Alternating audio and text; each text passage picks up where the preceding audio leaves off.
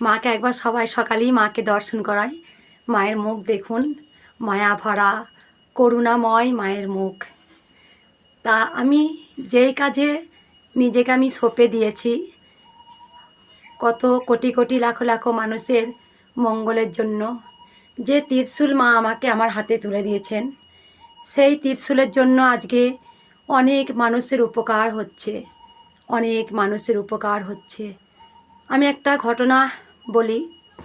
এক মা কয়েকদিন আগে আমার কাছে এসেছিল, মা আর ছেলে। তা মা তার ত্রিশূল কপালে ঠেকাতেই তার বিধবা রূপ আমাকে দেখিয়েছিল। আমি বলতে পারিনি। তার ছেলেকে আমি সেই কথা বলেছিলাম যে তোর বাবার কিন্তু বেশি দিন আয়ু নেই।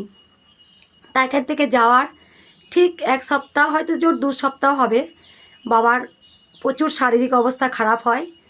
ডক্টরে পর্যন্ত লিখে দিয়েছিলেন বাবা 1.5 মাস বাঁচবেন।